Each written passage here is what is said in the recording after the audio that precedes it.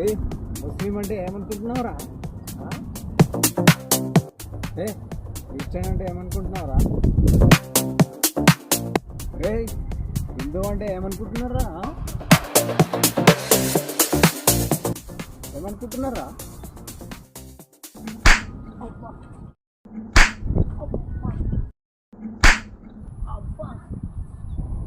ఇదేం బ్రదర్, దెబ్బ పడితే హిందూ ముస్లిం క్రిస్టియన్ అని అరవాలి, కానీ ఇదేంటి అబ్బా అని అరుస్తున్నారు?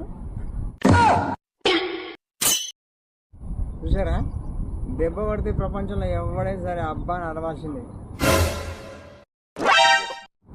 ఒక విషయం గుర్తుపెట్టుకోండి, మనల్ని సృష్టించిన దేవుడు మనల్ని మనుషులుగా సృష్టించాడు.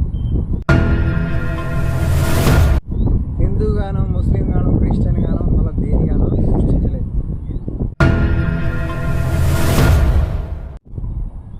అలా మనుషులుగా సృష్టించిన దేవుని తెలుసుకోండి.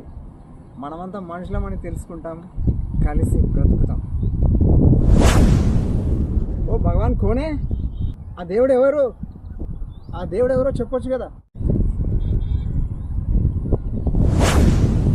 ఆ దేవుడు ఎవరో కాదు, మీ అందరి కోసం, ఈ లోకంలో మనుషులందరి కోసం తన రక్తాన్ని చిందించి తన ప్రాణాలను అర్పించిన యేసుక్రీస్తు ప్రభు. తెలుసుకుంటే కలిసి బ్రతుకుతాం, ఒకరోజు పరలోక రాజ్యానికి వారసులు అవుతాం. లేదంటే ఇలానే కులాల పేరుతో మతాల పేరుతో కొట్టుకొని చేస్తాం, తర్వాత నరకానికి వెళ్తాం.